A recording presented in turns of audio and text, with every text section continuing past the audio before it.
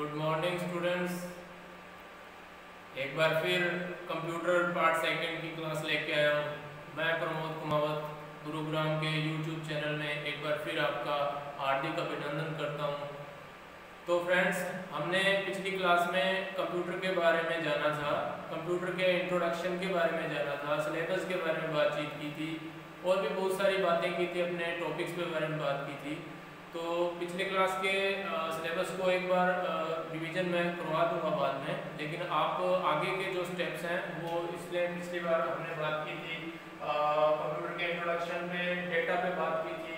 Data एक कच्चा data होता है, पक्का डाटा, और उसके बाद सूचना इससे मिलती है। यानी कंप्यूटर में डेटा इनपुट करते हैं और मेमोरी में स्टोर होने के बाद, प्रोसेस होने के बाद फिर इंफॉर्मेशन हमें मिलती है, उसको सूचना कहते हैं। तो ये हमने पिछली क्लास में बातचीत की थी कंप्यूटर के पीछे के बारे में और सिलेबस के बारे में।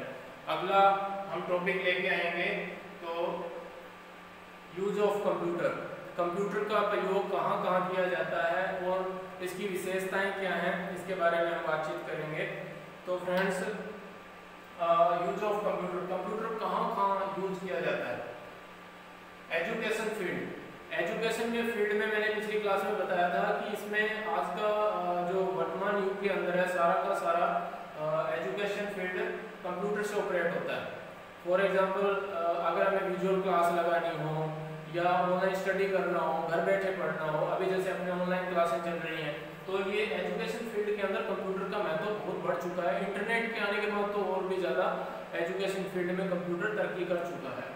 तो एजुकेशन फील्ड के अंदर आजकल एग्ज़ाम भी हम ऑनलाइन देते हैं और रिजल्ट भी प्राप्त करते हैं, और बहुत सारी स्टडी हम ऑनलाइन प्राप्त करते हैं। बाहर जो बड़ी विश्वविद्यालय में पढ़ना हो, आपको महाविद्यालय में पढ़ना हो, तो वहाँ का ऑनलाइन आप घर बैठे पढ़ सकते हो। विजुअल क्लास की मदद से आप घर बैठे इसके बारे में ज़्यादा जानकारी प्राप्त कर सकते हो। यहाँ तक आपके एजुकेशन फील्ड के अंदर जो भी आप स्टडी से मटेरियल होता है वो सारा का सारा इंटरनेट कंप्यूटर पे आपको मिल जाता है, वहाँ से आप डाउनलोड करके इसको और भी ज़्यादा रीड कर सकते हो। बिजनेस, सेकंड पहले टॉपिक हमने बात की थी यूज ऑफ कंप्यूटर में एजुकेशन फील्ड के बारे में, फिर बात कर रहे हैं बिजनेस के बारे में। कंप्यूटर ने बिजनेस को कैसे प्रभावित किया है। बिजनेस के अंदर बड़ी बड़ी फैक्ट्रियाँ, कल कारखाने और बड़े बड़े उद्योग धंधे और बहुत सारे इंडस्ट्रीज के अंदर कंप्यूटर ने काफ़ी प्रभावित किया है। जैसे बिजनेस के अंदर बड़ी मशीनरियाँ होती हैं, उनको ऑपरेट करना पड़ता है, और साथ ही साथ इनके बिजनेस के अंदर नए आविष्कार होते हैं, नई नई फैक्ट्रियाँ होती हैं, नए डिवाइस क्रिएट किए जाते हैं, तो उसके अंदर बिजनेस में काफ़ी कंप्यूटर का यूज़ किया जाता है। हॉस्पिटल सिस्टम, और हॉस्पिटल सिस्टम के अंदर एक बात मैं बता देना चाहता हूँ फ्रेंड्स कि जो ये कंप्यूटर होता है ये पूरा का पूरा एक सिस्टम के रूप में काम करता है। सिस्टम के रूप में काम कैसे करता है, जैसे फॉर एग्जांपल एक हॉस्पिटल है, हॉस्पिटल सिस्टम है। हॉस्पिटल सिस्टम के अंदर बिल्डिंग के ऊपर लिखा होता है कि ये NH हॉस्पिटल, MPS हॉस्पिटल, बहुत सारे हॉस्पिटल का ऊपर नाम लिखा होता है, उसका मेन टाइटल होता है।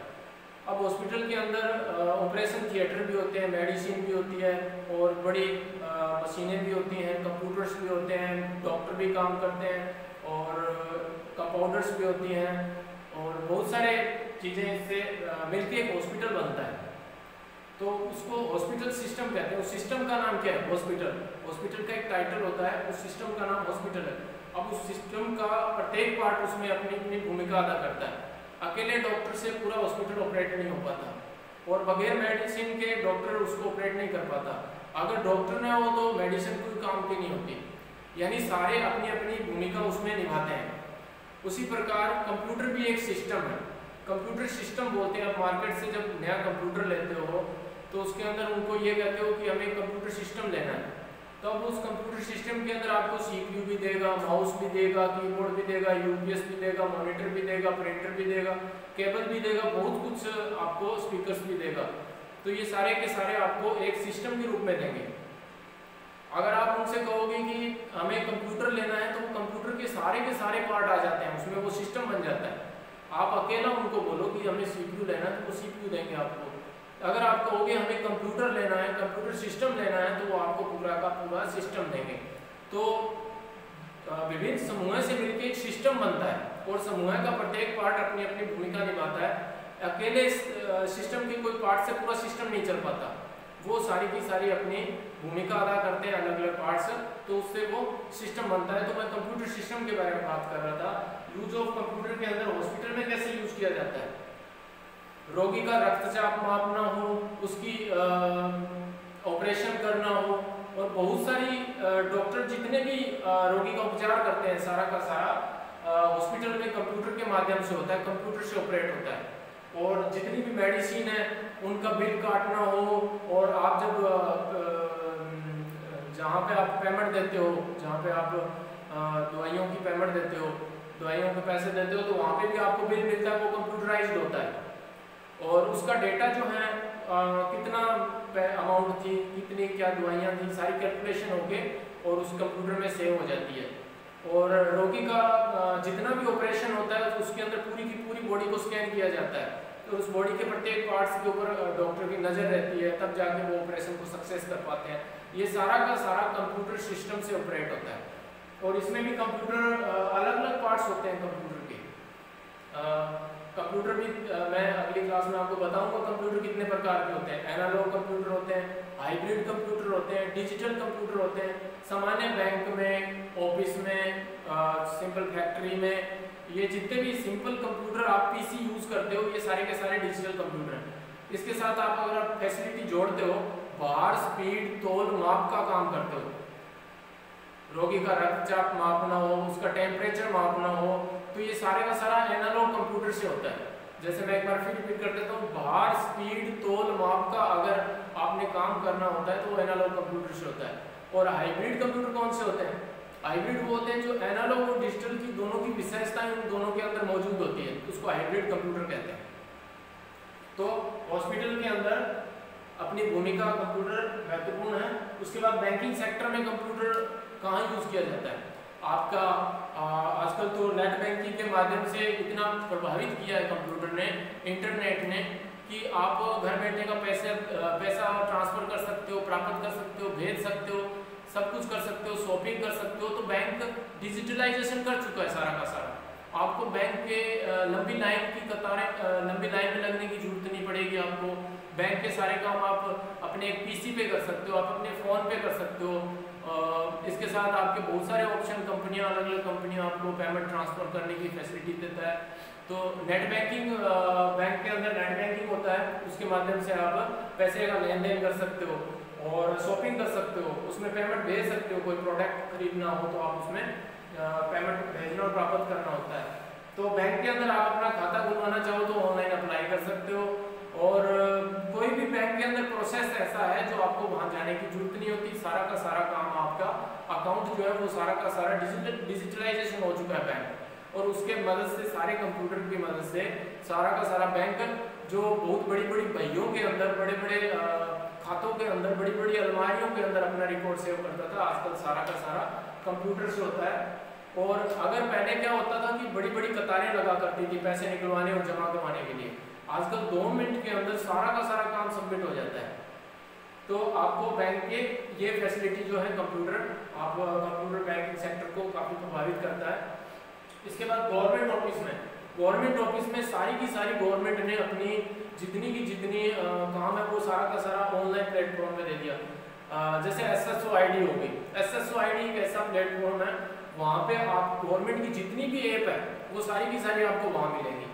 आप कोई भी काम करना चाहते हो तो वो सारा का सारा डिपार्टमेंट उसके अंदर मिलेगा, वहाँ से आप अप्लाई कर सकते हो। आपको कार्यालयों के बड़े बड़े ऑफिस के चक्कर नहीं काटने पड़ेंगे और एप्लीकेशन से छुटकारा मिल गया। यानी काफ़ी सारा ऑफिस जो है, आपने गवर्नमेंट ऑफिस में जितने भी काम है सारे के सारे ऑनलाइन कर दिए गए हैं, डिजिटलाइजेशन कर दिए गए हैं। ई-मित्रा है, ई-मित्रा भी गवर्नमेंट की सारी फैसिलिटी देता है। तो आप गवर्नमेंट ऑफिस के अंदर भी कंप्यूटर का, गवर्नमेंट सेक्टर के अंदर भी कंप्यूटर का भी महत्वपूर्ण भूमिका अदा करता है। होम घर के अंदर, अभी मैं बता रहा था, education field, business, hospital, banking, government office, government sector, उसके अंदर कंप्यूटर कहाँ यूज होता है। इसके बाद होम घर के अंदर कंप्यूटर, अपना जो पीसी होता है, पर्सनल कंप्यूटर जिसको बोलते हैं, उस कंप्यूटर की मदद से हम क्या करते हैं कि घर का बजट का ब्यौरा रख सकते हैं, धोबी का हिसाब किताब, कपड़े वाले का हिसाब किताब, घर की डिजाइनिंग का, और सिंपल नोट्स बच्चे पढ़ते हैं तो घर पे प्रिंटर हो तो अपना प्रिंट लेके उसके ऊपर अपने नोट्स टाइप कर सकता है, सेव कर सकता है। और घर के जितने भी काम हैं वो सारे के सारे आजकल ऑपरेट करते हैं। घर के अंदर शॉपिंग करना हो, आप ऑर्डर करना चाहते हो, कोई फूड ऑर्डर करना चाहते हो, शॉपिंग करना चाहते हो, तो वो घर बैठे कंप्यूटर, इंटरनेट और फ़ोन की मदद से आप काफ़ी इसमें हेल्प मिलती है। मार्केटिंग की जितनी भी कंपनियां हैं, मार्केटिंग की जितनी भी कंपनियां हैं वो सारा का सारा कंप्यूटर से एडवर्टाइजमेंट भी करती है और अपना जो सामान है वो बेचने का माध्यम जो है इंटरनेट और कंप्यूटर का यूज़ करती है। जैसे फ्लिपकार्ट है, अमेजोन है, बहुत सारी वेबसाइट ऐसी हैं, बहुत सारी कंपनियां ऐसी हैं जो अपनी जितने भी प्रोडक्ट हैं, घरेलू ले लो और डोमेस्टिक यूज ओनली, चाहे आप कोई ऑफिस के लिए ले लो, चाहे कोई खाने पीने के लिए ले लो, तो सारा का सारा आपको उस मार्केटिंग जो वेबसाइट होती है उसके अंदर मिल जाता है। आजकल जितनी भी कंपनियां हैं, जितने भी डिवाइसेस को बनाती हैं, जितने भी मशीनरी को बनाती है, सारा का सारा आपको ऑनलाइन प्लेटफॉर्म पे उसकी जानकारी भी मिलती है और उसकी एडवर्टाइजमेंट का साधन भी होता है। तो आप कोई बिजनेस करना चाहो तो इंटरनेट, कंप्यूटर नेटवर्किंग की मदद से, फ़ोन की मदद से आप मार्केटिंग का सहारा लेते हो तो कंप्यूटर द बेस्ट है। स्टूडेंट्स के लिए कैसे उपयोग है? स्टूडेंट्स के लिए मैं पिछली क्लास में बताया था, इस क्लास में बता दें, स्टूडेंट के लिए काफ़ी महत्वपूर्ण है। उसने अपने रोजगार से संबंधित फॉर्म अप्लाई करने हैं, जो गवर्नमेंट जॉब अप्लाई करना है, जो प्राइवेट जॉब में अपना कोई कंपनी में उसने अप्लाई करना है, या उसने स्टडी करना है, घर बैठे पढ़ना है। आजकल तो बड़े बड़े कोर्स भी ऑनलाइन हो गए, बड़ी बड़ी यूनिवर्सिटियाँ ऑनलाइन प्लेटफॉर्म देंगे, आप घर बैठे उसको पढ़ सकते हो, उसकी डिग्री प्राप्त कर सकते हो, उसके एग्ज़ाम दे सकते हो। तो स्टूडेंट्स के लिए भी जॉब जो प्राप्त करते हैं, गवर्नमेंट जॉब में जब एग्जाम होते हैं तो भी वो ऑनलाइन आजकल ऑनलाइन करवाने शुरू कर दिए। तो सारे के सारे यूज ऑफ कंप्यूटर में सारी की सारी फैसिलिटी मिलती है। तो फ्रेंड्स, यूज ऑफ कंप्यूटर किस किस सेक्टर में कैसे कैसे यूज होता है कंप्यूटर, वो सारा का सारा इसके अंदर दिखाया गया है। नेक्स्ट हम चलते हैं basic functional units of computer. Computer के महत्वपूर्ण भाग जो वो कौन कौन से, जिसके आधार पर कंप्यूटर ऑपरेट होता है, चलता है, काम करता है। जैसे collection, input, storage, processing, output, ये यूनिट्स होती हैं कंप्यूटर की, जिसके अंदर कलेक्शन के अंदर क्या होता है कि डेटा इकट्ठा करना होता है। डेटा इकट्ठा करना होता है कंप्यूटर में, पहले उसका कलेक्शन करो, तो इकट्ठा करने के बाद उसके अंदर इनपुट होता है, इनपुट के बाद उसमें मेमोरी में सेव होता है, फिर प्रोसेसिंग होती है, फिर आउटपुट होता है। बेसिक रूप से इसको समझें तो सबसे पहले आप कच्चे डेटा की बात करो, हम क्या काम करने जा रहे हैं, किस डेटा को प्रोसेस करना चाहते हैं, उसका पहले कलेक्शन होता है। जैसे कर्मचारियों का वेतन देना है आपने, बड़ी फैक्ट्री के डेटा को कैलकुलेशन करना है आपने, तो वो कलेक्शन होता है, पहले उस डेटा को इकट्ठा कर लो फाइल के अंदर, कच्चा डेटा ये रफली बना लो उस चीज़ को, फिर उसको इनपुट डिवाइस, कीबोर्ड माउस के माध्यम से कंप्यूटर में हम इनपुट करते हैं। इनपुट करने के बाद वो डेटा कहाँ जाता है? सबसे पहले स्टोरेज के अंदर जाता है, कंप्यूटर की मेमोरी में सेव हो जाता है। मेमोरी में सेव क्यों होता है? अगर भविष्य में इसकी आवश्यकता पड़े तो उसको एक पर्टिकुलर एड्रेस के नाम से उसको सेव करते हैं, और जब उसकी जरूरत होती है तब उसको हम उसी एड्रेस के माध्यम से प्राप्त करते हैं। तो कंप्यूटर में डेटा कलेक्शन करो, इनपुट करो, इनपुट करने के बाद मेमोरी में सेव करवाओ डेटा को एक यूनिक एड्रेस के नाम से। उसके बाद डेटा जो सीपीयू में, अब स्टोरेज जो है वो हार्ड डिस्क में होता है कंप्यूटर में, मेमोरी कार्ड भी होता है मोबाइल के अंदर, सीडी होता है, डीवीडी होता है, ऑप्टिकल डिवाइस जिसको बोलते हैं, और ये सब चीज़ें चलती हैं स्टोरेज के रूप में। इसके बाद प्रोसेसिंग सीपीयू करता है, प्रोसेसर। माइक्रोसॉफ्ट कंपनी ने प्रोसेसिंग के लिए माइक्रो प्रोसेसर बनाया है जो प्रोसेसिंग का काम करता है, कलेक्शन, इनपुट, स्टोरेज, प्रोसेसिंग। आप कोई डेटा देते हो तो उस पर काम करना होता है तो उसको प्रोसेसिंग कहते हैं। हम बात कर रहे हैं प्रोसेसिंग की, कलेक्शन, इनपुट, स्टोरेज और प्रोसेसिंग। प्रोसेसिंग में डेटा प्रोसेस होता है, उसके बाद आउटपुट, परिणाम, रिजल्ट के रूप में जो हमें मिलता है उसको आउटपुट कहते हैं। इसको सरल रूप में देखना चाहो तो कलेक्शन, संकलन, इनपुट, निवेशन, स्टोरेज, संचयन, प्रोसेसिंग, संसाधन, आउटपुट, निर्गमन, इसको आप नोट भी कर सकते हो। तो स्टूडेंट्स इसमें बेसिक फंक्शनल यूनिट्स हैं जो पूरे के पूरे कंप्यूटर के पार्ट्स को ऑपरेट करने का ये स्ट्रक्चर है। तो अब आप नेक्स्ट इसके अंदर ये सब चीजें होंगी। अब स्टूडेंट्स इसके अंदर देखेंगे जैसे हम क्या करते हैं, एक ब्लॉक डायग्राम से इसको समझ पाते हैं।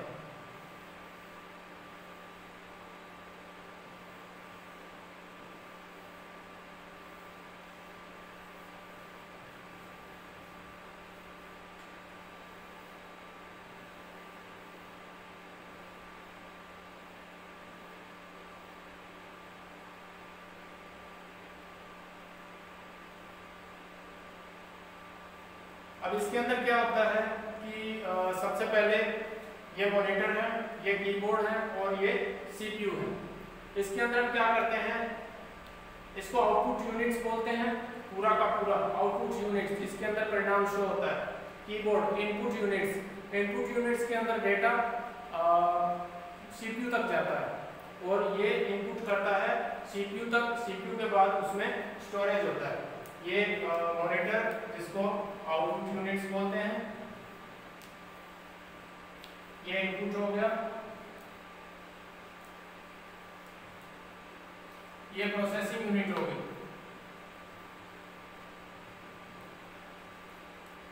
इसके अंदर सीयू,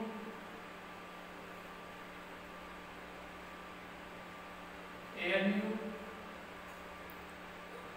एमयू, 3 यूनिट्स होती हैं। तो सबसे पहले डेटा इनपुट जो जाएगा वो कंट्रोल यूनिट के पास जाएगा। कंट्रोल यूनिट क्या करता है, इसको कंट्रोल करता है। कंट्रोल यूनिट जो पूरे के पूरे स्ट्रक्चर को कंट्रोल करता है। जैसे हमारे माइंड का एक यूनिट्स होता है कंट्रोल यूनिट जो पूरी बॉडी को कंट्रोल करता है।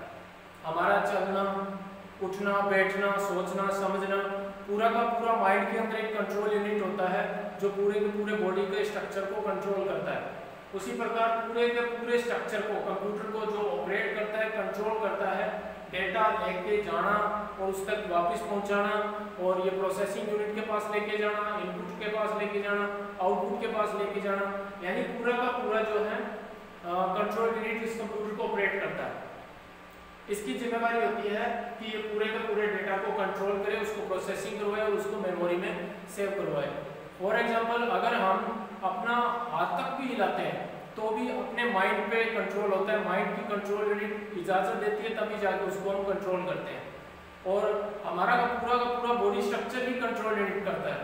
इसके अंदर कंट्रोल यूनिट अगर कह सकते हो कि खराब भी हो जाए, जो माइंड की यूनिट जो होती है प्रोसेसिंग की, जो उसको बेसिक रूप से प्रोसेसिंग बोलते हैं, तो अगर वो चीज़ खराब हो जाए माइंड की तो वो पागल कहलाता है, वो सोचने समझने की क्षमता नहीं होती उसमें। तो कंट्रोल यूनिट भी उसी तरीके से है, कंप्यूटर के अंदर पूरे के पूरे स्ट्रक्चर को कंट्रोल करने की जिम्मेदारी रखता है।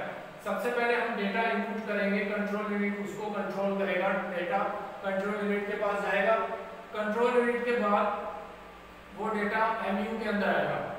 क्योंकि हम एक एग्जांपल के रूप में इसको समझ लेते हैं। जैसे मैं आपको एक बेसिक रूप बता देता हूँ। जैसे फॉर एग्जांपल अगर आपको मैं कहता हूँ 10 और 10 कितने होते हैं, तो बड़ा आसान सब्जेक्ट है, बड़ा आसान टॉपिक्स दिया है। 10 और 10 कितने होते हैं, 20 होते हैं। लेकिन इसको हमने ऐसे नहीं समझना। 10 और 10 कितने होते हैं आपने सुन लिया, मैंने दिया, तो मैं देने वाला हूँ, मैं आपको इनपुट दिया आपको, ये आपके सबसे पहले मेमोरी में जाएगा, जो आपकी स्मृति है, आपकी जो याददाश्त है उसके अंदर जाएगा। जाने के बाद क्या होगा, उसकी जो मेमोरी जो अंदर, उसके अंदर मेमोरी सेव करने की क्षमता रखती है, उसको सेव करेगी पहले। यानी आपने सुना 10 और 10 क्या होता है, उसको आपने मेमोरी में सेव कर लिया, आपके दिमाग की जो मेमोरी है, उस याददाश्त जिसको बोलते हैं, आप उसको सेव कर लिया। अभी मैंने क्या पूछा आपसे, 10 और 10 कितने होते हैं, आपको याद है ना? क्या पूछा मैंने, 10 और 10 कितने होते हैं, तो आपने अपनी मेमोरी में सेव कर लिया, इसलिए आप बता रहे हो कि 10 और 10 पूछा था सर आपने। तो 10 और 10 कितने होते हैं, 20 होते हैं। अब ये आपकी मेमोरी जाने के बाद कैलकुलेशन पे जाएगा, कैलकुलेशन पे जाने के बाद वो उसका जोड़ करेगा 20 कहने के बाद आप मुझे बताओगे कि सर 20 होते हैं। अब उसका परिणाम मुझे मिल गया, 20 होते हैं, इसका रिजल्ट होता है। अब मैं फिर कहता हूं कि मैंने पहले क्वेश्चन क्या पूछा था। अब आप यही बोलोगे कि 10 और 10 कितने होते हैं, तो आपको एक वो चीज याद है। क्यों याद है, क्योंकि आपकी मेमोरी में वो सेव हो गई चीज। अब उसका टोटल कितना हुआ, तो आप कहोगे 20, तो आपको वो कैलकुलेशन भी याद है कि आपने उसको कैलकुलेशन भी बताया था। इसको कहते हैं याददाश्त और प्रोसेसिंग, यानी प्रोसेसिंग होता है उसका जोड़ करना, और याददाश्त होता है उसको स्मृति में सेव करना। आपकी जो दिमाग की मेमोरी है, याददाश्त है उसके अंदर उसको सेव करना। कई बार क्या होता है, बहुत सारी इंटरेस्टिंग चीजें होती हैं वो हमें याद रह जाती हैं, जिसको अपने दिल से इच्छा से उसको अगर करना चाहें, जिसमें अंदर हमारा इंटरेस्ट हो, वो चीज हमें याद रहती है। अगर हम उस चीज के अंदर हमें इंटरेस्ट नहीं होता तो वो चीज हमें से हमें याद नहीं रह पाती। और एग्जाम्पल के रूप में जाते हो तो आप खाना रोजाना खाते हो, तो आपको ज्यादातर याद नहीं रहता कि 2 दिन पहले क्या खाया था, 3 दिन पहले मैं पूछूंगा तो क्या खाया था, शाम को क्या खाया था, तो आपको ज्यादातर याद नहीं रहता कि सर पहले तो ये डेली रूटीन की चीजें हैं, क्या खाया था याद नहीं रहती। लेकिन मैं ऐसा कहता हूँ कि एक दिन आप शादी मैरिज पार्टी के अंदर आप जाते हो तो वो खाना आपको याद रहता है, क्योंकि वो स्पेशल होता है। उसके अंदर आप पूरी तरह उसमें डूब जाते हो, खाने के अंदर इंटरेस्ट होता है आपका कि नई चीज है, कुछ नया खाने को मिला है, तो वो चीज़ आपको याद रहेगी ना। आपको मैं 1 महीने के बाद भी पूछूंगा कि उस शादी में क्या क्या डिश थी, तो आप बताओगे सर उसमें नमकीन में ये था, मिठाई में ये थी, और पीने के अंदर ये था। तो वो चीज़ें आपको याद रहती है, क्यों रहती है, कि वो स्पेशल होती हैं। और स्पेशल कब बनती है, जब आप अपने दिल से अगर कोई अच्छा काम करते हो और उस चीज़ के अंदर डूब जाते हो, उसके अंदर आपका मन होता है करने का, तो वो चीज़ हमेशा याद रहती है। वैसे तो कई पर्सन आपने देखे होंगे, रेलवे स्टेशन पे मिल जाएंगे, बस स्टैंड पे मिल जाएंगे, उनकी याददाश्त नहीं होती। पिक्चर के अंदर आता है ना, मैं कहाँ आ गया, मैं कहाँ हूँ, ये चीज़ें आपको देखने को मिलती है। अचानक एक्सीडेंट होता है हीरो का, हीरो को हॉस्पिटल लेके जाते हैं, पेरेंट्स मिलने आते हैं, मिलने के बाद उसका बात करते हैं तो कहते हैं कि आप कौन हो, मैंने आपको पहचाना नहीं। तो वो याददाश्त खत्म होगी ना, उसको शौक लगाया कोई, अचानक उसका एक्सीडेंट हुआ, उस चीज़ का अंदर उसकी याददाश्त चली गई, तो वो मेमोरी होती है आपकी। और प्रोसेसिंग क्या होता है, आपका दिमाग, कई तो बचपन से होते हैं वो इतना नहीं कर पाते कैलकुलेशन, कईयों का दिमाग कमजोर होता है, कई बड़े ब्रिलियंट होते हैं, वो जैसे जैसे प्रैक्टिकल करते हैं वैसे दिमाग बढ़ता जाता है। अगर आप दिल से अच्छा काम करोगे, अगर आप उसमें आपका मन है काम करने का, आप उसमें डूब जाते हो, वो चीज़ें हमेशा याद रह जाती है, आपकी मेमोरी में सेव हो जाती है। अगर आप उसके मन में नहीं रहता, आपको आप क्लास में बैठे हो, आप पढ़ रहे हो, पढ़ते हो तो कई चीज़ें आप 1 घंटा पढ़ते हो, 1 घंटे का पीरियड है, आपको चीज़ें याद नहीं रहेंगी, डेफिनेटली नहीं रहेंगी, क्योंकि आपका मन भी नहीं है क्लास में, तो आप कैसे याद रखोगे।